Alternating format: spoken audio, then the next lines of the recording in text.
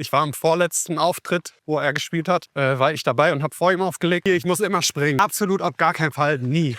Nee, aber ich kann diese Art von Musik nicht 24/7 hören. Aha. Welche 3 Lieder würden denn auf deine Laufplaylist gehören? Modern Talking oder Pur?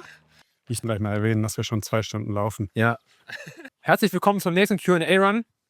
Heute bin ich hier mit Matthias. Ihr kennt ihn vielleicht unter dem Namen Tujamo. Zum Kennenlernen habe ich einmal ein paar schnelle Fragen vorbereitet. Erste Frage. Hast du deinen Sonnenaufgang lieber nach einem 8-Stunden-Set oder auf dem ersten Kilometer deines Morgenlaufs? Oh, geile Frage. Da würde ich fast eher sagen Morgenlauf. Finde ich tatsächlich ein bisschen spannender. Wenn man sehr viel nachts lebt, freut man sich irgendwann über Morgen. Zweite Frage. Als Wachmacher lieber einen doppelten Espresso oder frische, kalte Luft? Doppelter Espresso. Ich liebe Kaffee. Dritte Frage. Wenn du jetzt wählen müsstest, lieber vor 50.000 Leuten auftreten oder Intervalle im Regen laufen? Ich glaube, das ist relativ einfach. 50.000 Leute. Und ich würde mich gegen den Regen entscheiden. Wenn du laufen gehst, lieber Kopfhörer oder lieber Naturgeräusche?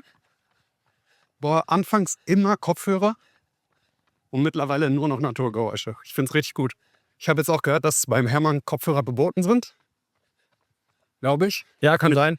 Und ich finde es mega. Ich glaube, da wird hinten nicht so drauf geachtet, aber ich glaube, das ist schon so. Aber ich bin ja hinten. Goldene Schallplatte oder Finisher-Medaille? Boah. Glaubt mir kein Mensch, aber Finisher-Medaille, glaube ich. Aber es ist einfach mal wieder ein ganz neues Ziel. Und letzte Frage, Champagner auf der Aftershow oder ISO-Drink im Ziel? Auch da. Man wird älter, man wird ruhiger. Die Champagnerphase hatte ich auch. Wobei Champagner ist jetzt übertrieben, aber auf jeden Fall ISO-Drink im Ziel. Aber erstmal ins Ziel kommen. Genau, ja, okay. Ihr hört schon raus, da waren jetzt relativ viele Fragen, die was mit Showgeschäft, mit Musik zu tun haben. Erzähl mal kurz, was du machst, was du dieses Jahr sportlich vorhast, was du beruflich machst. Also erstmal bin ich wahrscheinlich der Unfitteste hier in diesem ganzen Podcast. Wir laufen jetzt so 5 Minuten, nicht mal. Und die Luft wird schon dünn. Vielleicht müssen wir gleich ein bisschen langsamer machen. Auf jeden Fall, ja, ich mache Musik. Seit 2007 oder so. Gruselige 20 Jahre schon. Ich spiele auf sämtlichen Festivals, Clubs. Das wirklich weltweit. Und dann produziere ich nebenbei noch meine eigene Musik. Und jetzt habe ich mir in den Kopf gesetzt, in Hermann zu laufen. Als Detmolder. Ja, können wir gleich nochmal Muss man einmal gemacht haben. Genau, können wir gleich nochmal darauf eingehen, warum. Genau. Zum Beruflichen. Ja. Gab es da so den einen Moment, an dem du gemerkt hast, jetzt explodiert das oder wie hat das Ganze angefangen? Ja, genau. Es gab schon so den einen oder anderen Moment. Avicii, wahrscheinlich jedem Thema irgendwie, hat damals einen Track von mir gespielt. Auf dem Tomorrowland. Und das kam für mich auch total unerwartet. Welcher Track war das, kennt man den? Ja, kennen wahrscheinlich die einen oder anderen aus ihrer Spotify-Liste, keine Ahnung. Genau. Ja, und dann ging das so langsam los. Man hat so ein bisschen Attention bekommen. Es kamen immer mal Anfragen irgendwie aus dem Ausland, Inland. Dann kam irgendwann Steve Aoki und hat gefragt, ob wir einen Track machen wollen zusammen. Und so kam das so peu à peu, wurde das immer mehr. Musstest du viel dafür opfern? Für die Musikkarriere? Ja, Opfern. Ich weiß nicht, ob man es Opfern nennen kann. Aber schon, eigentlich alles. Aber ich würde es nicht Opfern nennen. Ich würde eher sagen, aufgeben vielleicht. Nee, ich würde eher sagen, es ist eher ein Aufgeben vielleicht. Du bist halt am Wochenende unterwegs. Clubs und Festivals finden in der Regel Freitag, Samstag statt. Die Geburtstage von Freunden und Familie sind Freitag, Samstag. Und es war irgendwann ganz klar, ich wurde gar nicht mehr gefragt für Geburtstage, weil es war eh klar, der ist eh nicht da. Aber es war auch cool. Aber wie gesagt, man wird älter und ich kriege immer mehr Bock, am normalen Leben teilzunehmen, weißt du? Ja. Ja, ist eher so ein Eintauschen wahrscheinlich, ne? Dass man dieses Showgeschäft gegen das normale Leben, wenn man es so nennen will, eintauscht. Genau. Dafür eines wegfällt, aber man was anderes bekommt. Du bekommst ja auch ganz viel zurück. Genau. Und ich kann natürlich meine Freunde plus Familie halt auch unter der Woche sehen. Ne? Das ist auch okay. Wir haben da so ein Commitment gefunden einfach. Ja, nimm uns mal mit. Wie sieht so ein 24-Stunden-Tag auf Tour bei dir aus? Boah. Eigentlich immer ziemlich gleich. Ich fahre relativ lang zum Flughafen, weil ich meist nach Frankfurt fahre. Weil es halt hier Paderborn gibt und dann musst du halt eben mal wieder umsteigen, irgendwo in München oder so. Also fahre ich direkt nach Frankfurt, fliege dann irgendwo hin, komme in der Regel, weiß ich, so nachmittags an irgendwo und bin dann auf dem Weg zum Hotel. Mache mich kurz einmal fresh, esse was. Dann geht's kurz zum Soundcheck, zum Festival. Und da guckst du im Prinzip noch einmal, wo sind die Wege für abends, wo geht's lang. Du checkst nicht wirklich den Sound, es ist mehr so, das sind immer Profis. Du guckst mehr, okay, weil du kommst oft kurz vorm Set an. Ja. Und das ist manchmal sehr groß. Dann willst du einfach wissen, wo geht's heute Abend lang. Genau, dann lege ich mich meist noch mal kurz hin. Oder, keine Ahnung, ess was. Und dann geht's irgendwann los.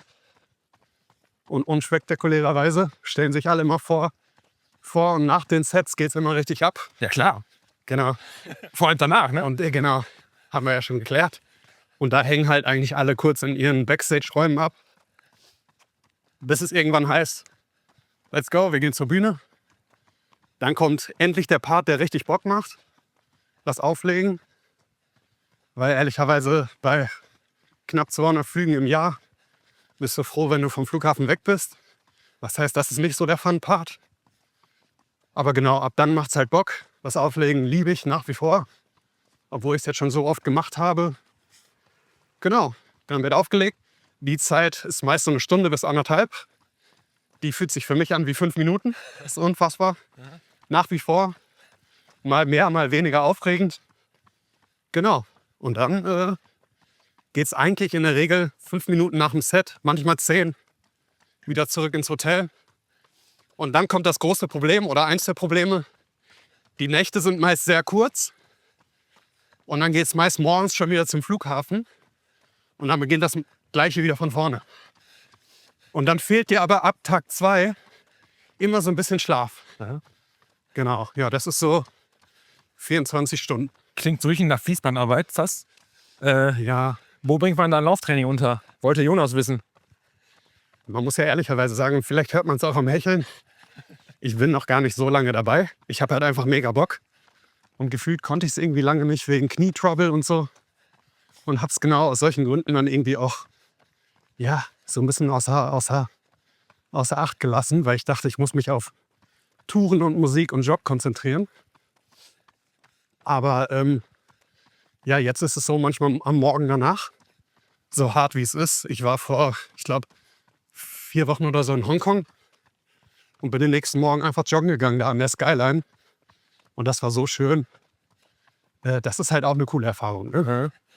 Genau, also fliegst halt für einen kleinen Auftritt und einen Lauf nach Hongkong und fliegst wieder zurück. Wirst dann leider mal kurz krank. Ja. Das passiert halt auch immer wieder. Und dann geht's weiter. Bist du da denn mittlerweile einer der fitteren DJ-Kollegen? Oder ich denke jetzt mal so an Mickey Krause zum Beispiel, ist vielleicht ein anderes Genre, aber ein ähnlicher Job. Der läuft ja Marathons, ne? Ich wollte gerade sagen, der ist Gar nicht, mega fit. auch gar nicht so langsam. Nee, Wie sieht es beim Rest so aus? Achten die auf ihre Fitness oder bist du dann eine Ausnahme? Nee, ich würde schon sagen, im professionellen Bereich würde ich schon sagen, dass die Leute relativ fit sind. Aber ich kann für mich auf jeden Fall sagen, ich bin auf jeden Fall eine fittere Version von mir selbst, als wenn ich noch so 5 Jahre zurückgucke.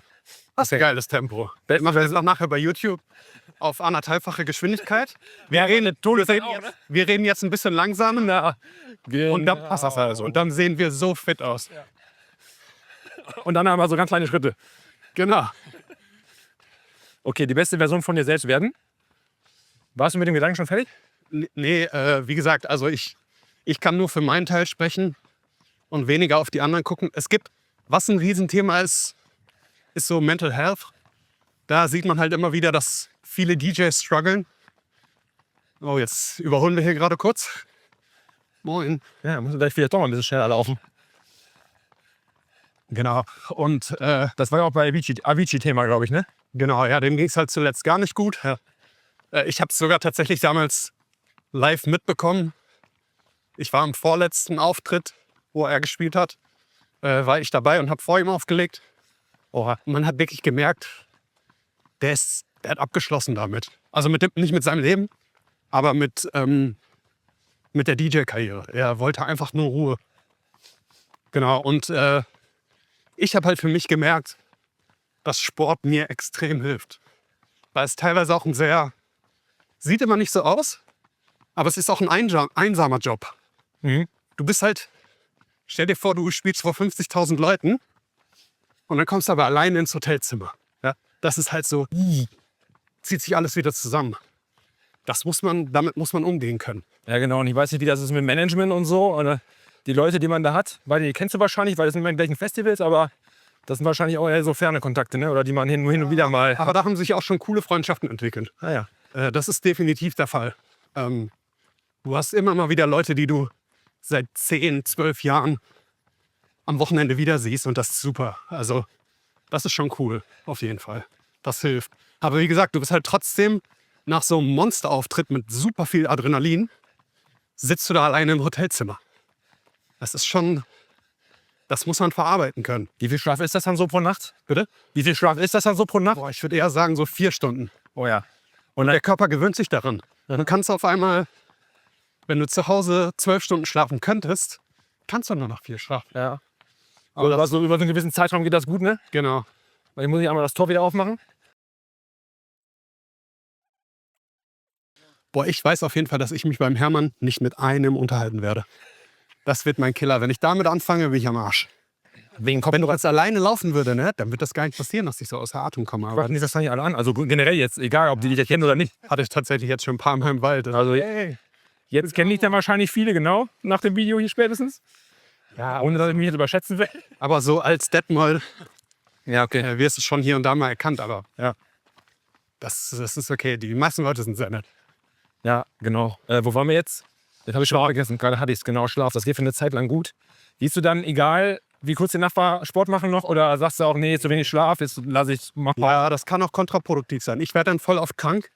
Also das heißt, wenn ich dann gezwungenermaßen irgendwie was mache, dann kriege ich die Quittung 3 Tage später, wenn ich zu Hause bin. Und das macht keinen Sinn. Also da bin ich lieber fit, als dass ich sage, ey, ich gehe jetzt einmal eine halbe Stunde laufen oder so. Das macht keinen Sinn. Ja, ist ja auch aus Trainingssicht vernünftig auf jeden Fall. Ja. Obwohl mir persönlich fällt das super schwer, weil ich total ehrgeizig bin. Also ich würde am liebsten jeden Tag was machen, aber ich würde meinen Knochen einfach nicht gut tun. Da habe ich, glaube ich, so eine Balance gefunden für mich. In dem Zusammenhang Training und Arbeit in Kombination wollte Coach Tables, Kai, gibt es irgendwelche Locations, wo du schon mal arbeiten warst, noch nicht gelaufen bist, aber auf jeden Fall nochmal laufen gehen willst? Gute Frage. Tokio, nee, was hatten wir? Hongkong war es, ne? Hongkong, ja. Hongkong hatten wir ja schon. Ich war schon in einigen asiatischen Ländern laufen. Wobei, ich nutze das oft so als Mittel, die Stadt zu erkunden. Ja. Es ist nicht so, dass ich jetzt sage, ich will jetzt hier 20 Kilometer Long Run machen. Für mich ist das ein Long Run, für manche ist das ein Warm-up. Nee, also ich laufe dann so ein Stündchen entspannt, bleib auch mal stehen, guck mir was an. Oft ist es in den Zentren ja auch so voll, dass du gar nicht durchkommst. Aber um auf die Frage zurückzukommen, weiß ich nicht, vielleicht so in Brasilien irgendwo an der Copacabana. Das könnte ich mir schon gut vorstellen. Aber damals war ich halt noch nicht so, das habe ich mal als Sport. Was war bisher so das Beeindruckendste, wo du laufen warst? Da will ich fast sagen, vom Impact her war es Hongkong vor 4 Wochen. Da, weil ich gedacht habe, so krass, du bist an dieser Skyline, läufst die ganze Zeit am Wasser lang. Da war noch super viel am Laufen. Ich glaube, das war so mit das Schönste bisher. Ja, ich mache es auch gern so. Wenn wir in Urlaub sind oder irgendwo, dann sage ich immer, ich muss hier auf jeden Fall laufen gehen. Muss auch nicht mal ein Wettkampf sein. Aber ich kenne die Gegend erst, wenn ich da gelaufen bin. Ja. Stockholm war ich mal, richtig schön, Ostern, tollstes Wetter. Morgens kein nichts los. Feiertag, einfach traumhafte Läufe. Ja, mega. Longruns hast du eben schon gesagt. Machst du die auch woanders oder auf jeden Fall Longruns immer hier? Wegen Stressreduktion? Ja, ich habe zum Beispiel jetzt am Wochenende wieder so ein Problem. Problem in Anführungsstrichen. Das wusste ich noch gar nicht. Als Trainer soll ich das vielleicht wissen? Genau. Also, kurz für dich als Update. Ja, danke. Ich bin Samstag in Italien. Somit wird mein Sonntag Long Run, den ich jetzt eigentlich immer machen wollte bis zum Hermann, wegfallen. Und ich muss halt gucken. Ich werde den nicht in Italien machen können. Vielleicht Freitagmorgen. I don't know. Okay, schaue ich mir Das nochmal. ist halt so ein Problem. Da schaue ich nochmal in die App rein, wann das am meisten Sinn macht. Du schiebst mich irgendwo hin. Genau. Hast du auf Tour immer mehrere Paar-Laufschuhe dabei oder eins? Ist auch eine Frage von Kai, weil er ist ja auch wieder am Reisen und ich gehe davon aus, der als DLRG-Sportdirektor und Triathlet und was er nicht alles macht, der hat wahrscheinlich 10 Paar Sportschuhe dabei. Wie ist bei dir? Ich habe einen Mini-Koffer dabei. Der ist so. Der muss immer ins Handgepäck passen. Dementsprechend ein paar Laufschuhe. Aber ich habe mich auch gerade festgelegt. Ich bin sehr happy mit dem. Und den ziehe ich jetzt erstmal durch, bis er auseinanderfällt. Was hast du für eine Schuhgröße? Auch so wie ich? Du bist ja auch so groß. Ich glaube 47. Ja. Ist immer schwierig mit kleinem Handgepäck und großen Schuhen, ne? Ja. Ich habe auch 48. Das gibt immer eine Diskussion, wenn wir in den Urlaub wollen. Kindersarg, oder? Ja, genau. Ich habe auch schon mal Rettungsboot gehört. Ja, klingt ein bisschen. Das klingt besser, ja. Ähm, Laufen wir da hoch? ja, da hoch, aber dann da vorne links vor der Kurve da. Judith möchte wissen, was ist aktuell deine größte Herausforderung im Training? Also ich nehme an, das ist jetzt auf die Hermanslauf-Vorbereitung auch bezogen. Ja, wie gesagt, nochmal Betonung, das klingt alles so super professionell. Das ist das Gegenteil von professionell. Ich habe halt einfach Bock drauf. Dementsprechend ist es für mich, merke ich halt, so Regelmäßigkeit ist super wichtig. Da merke ich dann auch Erfolge, dass ich fitter werde. Und die habe ich halt gar nicht. Also bei mir kommt, du hast ja gesehen, wie schwierig es war, so einen Termin zustande zu kriegen. Ja. Es kommt immer mal wieder was dazwischen. Und wie willst du eine Woche planen, wenn du teilweise selber nicht weißt, was abgeht? Ich glaube, das ist das Schwierigste. Und halt die Wochenenden, wo ich Zeit hätte, mit Freunden ein bisschen zu laufen, bin ich halt meist weg. Also ja, es ist echt nicht einfach. Du musst dir auf jeden Fall mal irgendeinen Sonntag noch raussuchen, den du frei machst, nicht arbeiten bist und wo du hier mal dieses Stück Richtung Bielefeld und zurückläufst. Was war denn Sonntag oder was Samstag? Sonntag war das, ja. Sonntagvormittag, aber war nicht Vormittag, glaube ich, ne? Ich glaube 14 Uhr. Ja, muss mal vormittags gehen. Das ist das Beste. Das ist der Hermannslauf. Nicht dieser Wettkampf, sondern Sonntagvormittags da in den Wald gehen und mit diesen Hundertschaften an Leuten Ja, es ist krass, was durch da die Gegend los war. laufen. Und alle, das ist das Beste, alle happy, alle kommen dir mit so einem Grinsen entgegen. Ja. Und alle wissen, was der andere gerade spürt. Ja. Nämlich Happiness einfach. Und man sieht sich immer zweimal. Es kostet kein Geld.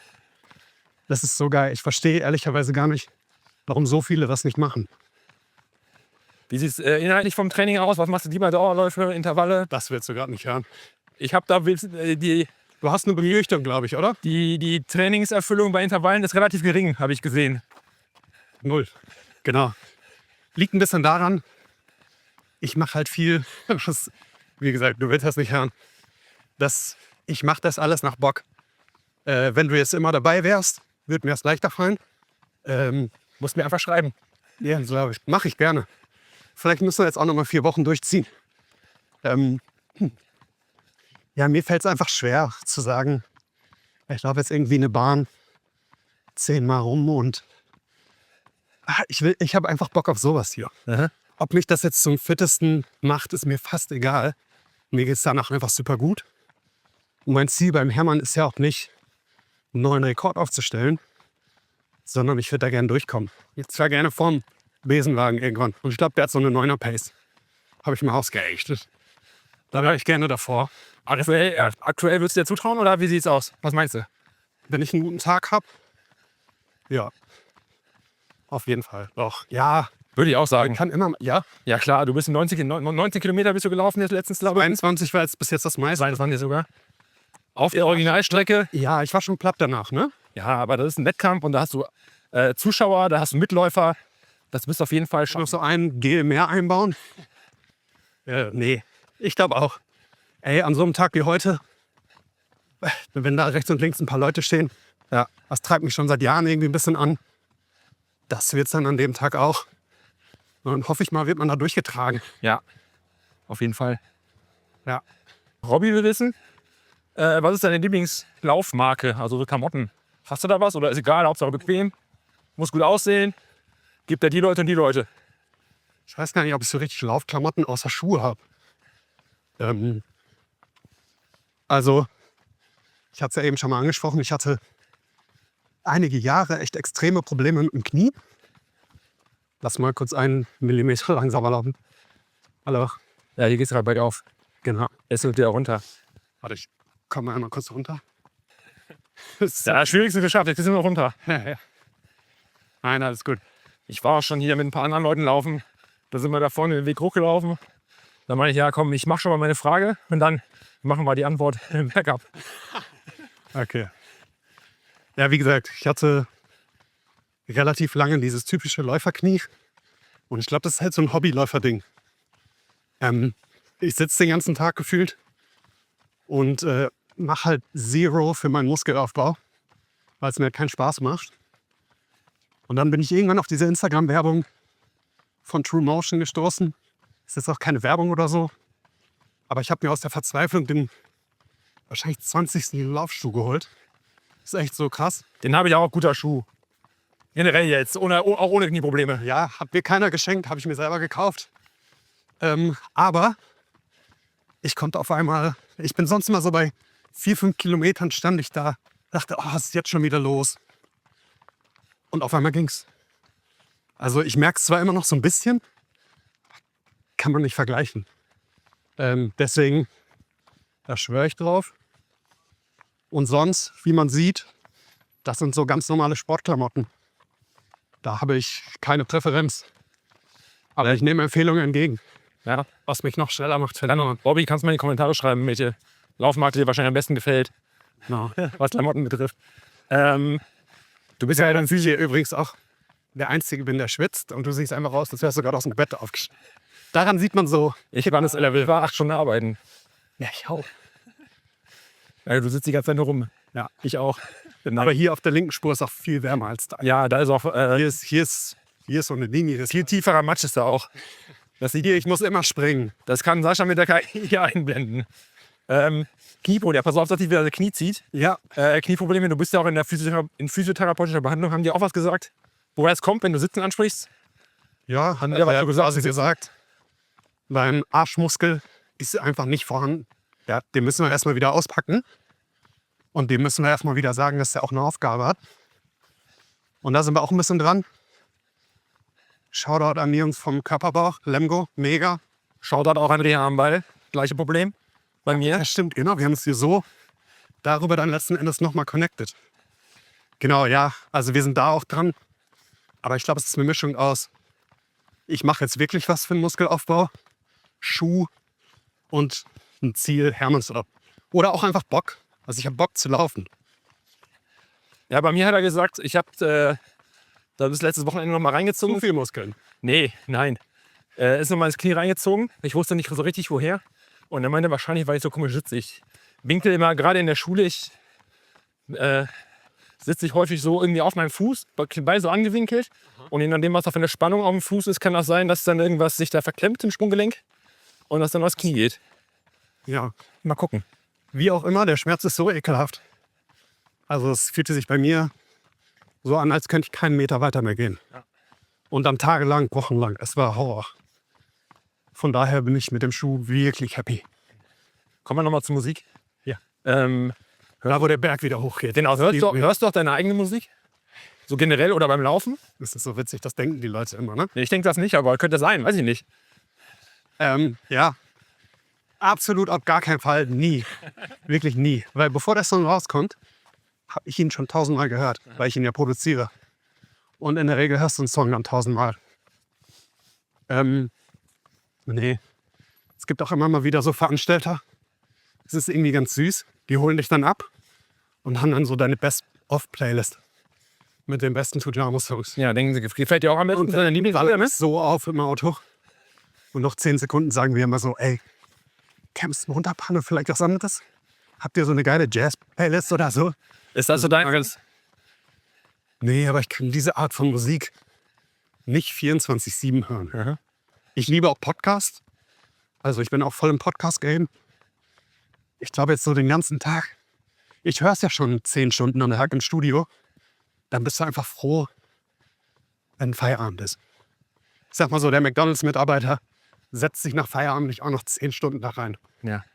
Welche 3 Lieder würden denn auf deine Laufplaylist gehören? Generell jetzt, wenn du dir welche aussuchen könntest. Boah, da bin ich tatsächlich eher bei so, erwartet jetzt kein Mensch, So 90s Hip-Hop. Mhm. Nicht so R&B-Stuff, sondern eher so Hip-Hop-Sachen. Da habe ich Bock drauf. So international oder deutsche Sachen? International, aber auch deutsch. Okay. Ja, aber eher international. Hast du noch Luft? Hier geht's schon wieder bergauf. Ich hab gesagt, es geht nur noch bergab. Ja. Ähm, Der lügt. Ich will gleich mal erwähnen, dass wir schon 2 Stunden laufen. ja. Am Ende resultiert dann Also wir haben das Interview erst wirklich in den letzten 4 Minuten gemacht. ins Eingefallen. Ich Wir hatte haben hier schon 8 Stunden gelaufen. was ist schon? Hechelt gar nicht mehr. Der hechelt gar nicht mehr. Ja. So, was haben wir? Musik noch, Thema Lieder. Läuft bei ihr? Ist der Instagram-Name von ihr die Frage? Ja, finde ich auch. Also läuft bei ihr 2025, möchte wissen, welcher Song dich nochmal so richtig pusht, wenn du denkst, du kannst nicht mehr. Ja, da wird jetzt jeder denken, das ist so typisch EDM, Elektro-Geballer. Ich glaube, das wäre es nicht mal. Ich glaube, da hätte ich eher so Songs aus meiner Jugend, wo ich coole Gedanken dran habe und mich dann eher abholen. Und das kann sogar sowas sein wie, keine Ahnung, Blink 182, weil ich gerade denke, ey, das war früher eine coole Zeit. Beim Laufen hat man viel Zeit nachzudenken, zu reflektieren. Das kann alles sein, aber es ist am wenigsten die Musik, die ich selber mache. Also das Genre. Also bei mir, Das ist die ehrliche Antwort. ja, bei mir ist tatsächlich Wackelkontakt. Letztes Jahr war der Fendo im Verein, alle in Fendo den Halbmarathon gelaufen. Und dieses Lied lief an jeder Ecke. Und das waren 21 Kilometer, einfach nur Party. Ja, Keine Ahnung, krasse Erinnerungen halt auch. ja. Genau, sowas pusht mich dann extrem, ja. Ja, ich komme ja auch so aus der Kölner Ecke. Also ich habe schon so einen Bezug auch zu so Liedern. Nicht, dass ich das immer höre, aber geht schon hin und wieder mal. Ja, macht das schon. Und das beim Laufen, das macht so spaßiges Lied einfach. Ja. Ja, voll. Ja, sowas ist cool. Genau, dass du beim Hermann ins Ziel kommen willst, dass das dein Ziel ist, hast du ja schon gesagt. Aber was musst du denn erreichen, damit du im Ziel nochmal ein Set spielst? Wollte Janik wissen. Boah. Unter 3 Stunden. Da kann ich dir ein paar Leute sagen, wo du dich ranhängen kannst. Ja. Die wollen das auch machen. Oder vielleicht so ab Tönsberg mal so ein bisschen von hinten anschieben oder so. Aber nicht, dass du bei Tautopia einfach hängen bleibst. Das könnte auch passieren, ja. Damit da das Set bespielt wird. Stimmt, wäre nicht schlecht. Also, ne, wer es nicht kennt, am Eisernen Anton, da geht es mal ein kleines DJ-Set von Teutopia. Stimmt. Nebelmaschine, Musik, geile Stimmung.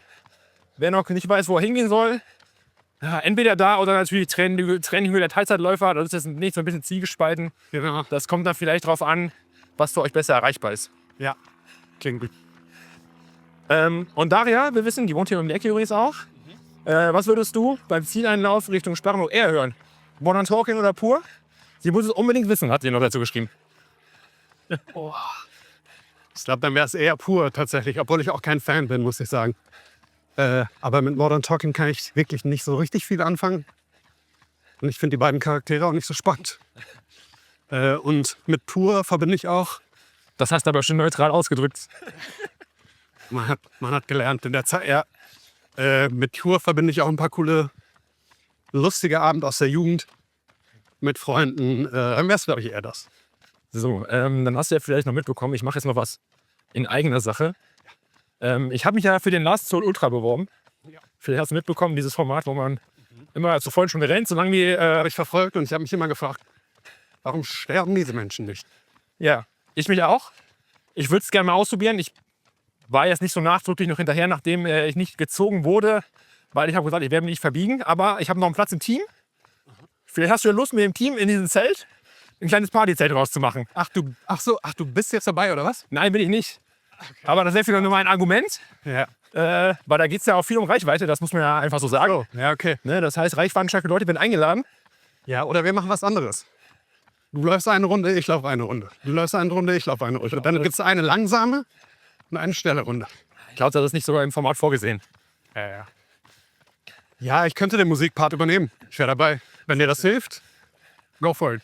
Ja, um da durchzuziehen auf jeden Fall. Ja, das ist wirklich verrückt, oder? Ja, auf jeden Fall. Aber es geht da gar nicht so sehr ums Laufen, sondern eher ums Durchhaltevermögen, um Schlafmangel. Ist irre. Um Schlafmangel? Aber würdest du es schaffen? Was jetzt? Den Last Soul heißt der, glaube ich, ne? Ja, was heißt schaffen? Ne? Ist ja die Frage, wo ist das Ziel? Es gibt ja kein Ziel.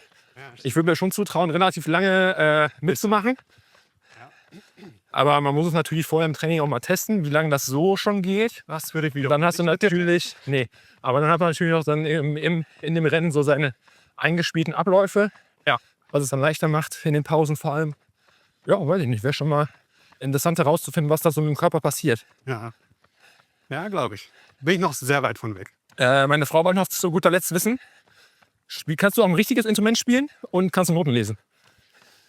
Weder noch traurig, dass man trotzdem in der Musikbranche so weit kommt. Das ist so weit. Für mich ist es sehr weit irgendwie gefühlt. Nee, ich kann ein paar Akkorde drücken und ich kann ein bisschen die Noten rausfinden, die ich brauche.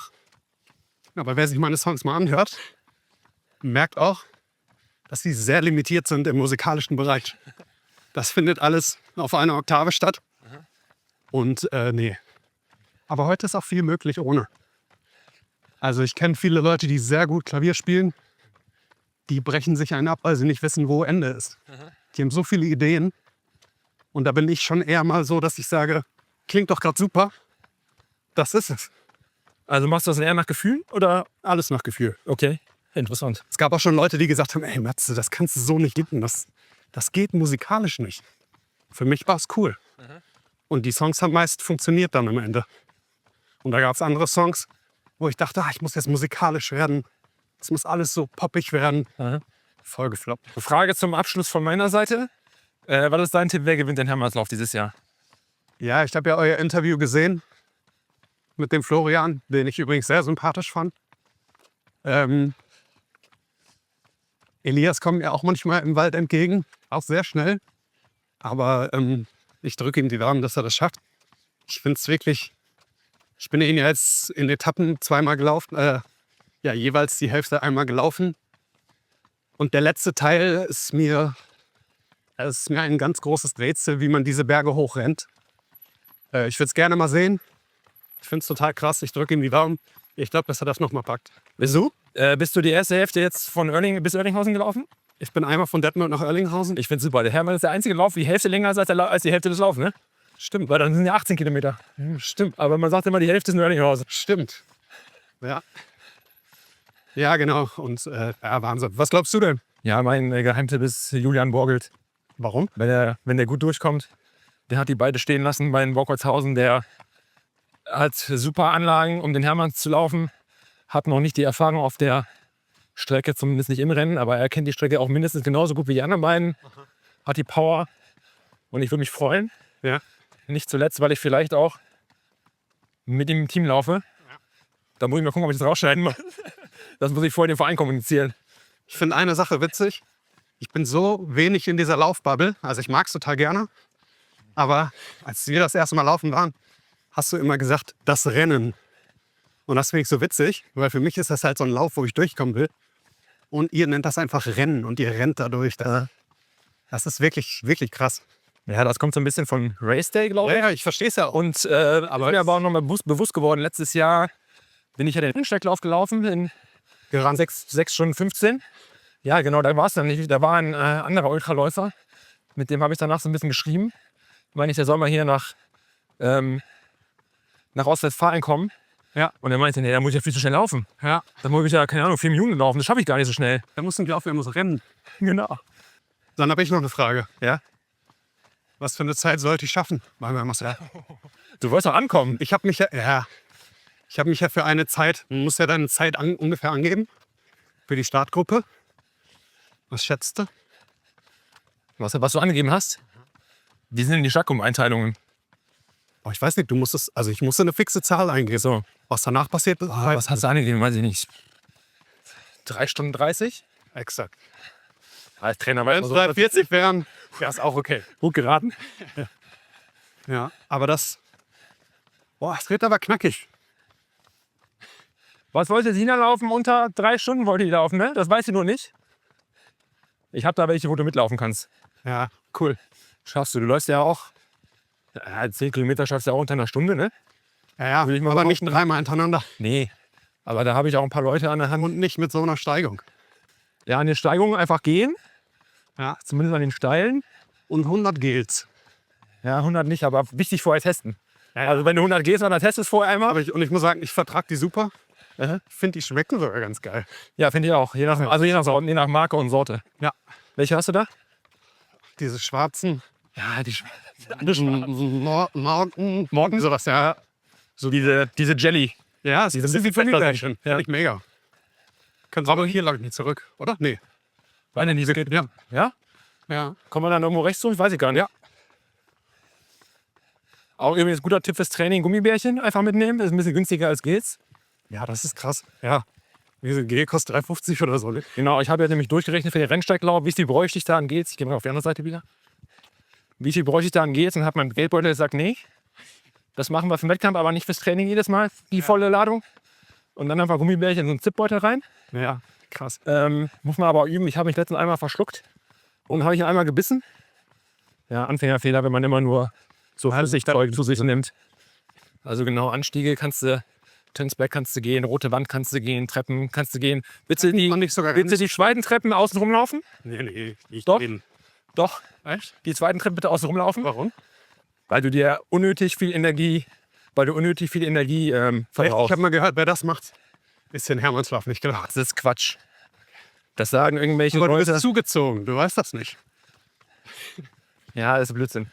Ja. Also geh nach vorne in die, natürlich, du läufst nicht in den Top 100 rum oder Top 500, keine Ahnung. Sind eher noch Filme. Niemand läuft diese Treppen. Zweitens. Jeder läuft außen rum. Krass. Überlege ich mir dann spontan, wie ich drauf bin. Bist du der rechts oder? Nee, geradeaus. Achso. Hier war ich bestimmt auch schon mal, aber noch nicht so oft. Genau, aber Wir haben doch Senne Riffer. Das ist ja Club. okay, den kenne ich nicht. Ja. Ja, Tensberg, Rote Wand, Treppen hinter Meisern Anton, die gehe ich auch meistens, diese kleinen Treppen da. Echt? Ja, man kommt dann mit Highspeed runter vom Eisern Anton und mehr dann wieder hoch. Ah, stimmt. Ich finde diese Umstellung, die ist muskulär sehr, sehr anspruchsvoll. Und das sind, keine Ahnung, 10 Meter, 20 Meter. Und, okay, Was man an Energie spart, das bist du froh, wenn du das am Ende noch hast. noch 2 Fragen. Ich habe so wenig Ahnung. Was mache ich die Woche davor? Was mache ich den Abend davor? Und was mache ich, wenn ich da oben noch 3 Stunden rumstehe und warte? Sehr gut. Also komme ich überall mit klar, aber vielleicht. Fangen wir mal mit dem rechts, ne? Ja. Fangen wir mit dem, was am nächsten dran ist, an. 3 Stunden rumstehen brauchst du eigentlich nicht. Du kannst ja so hochfahren, dass du eine Stunde vorher oben bist. Nimmst dir eine leichte Jacke mit, eine leichte Hose noch drüber.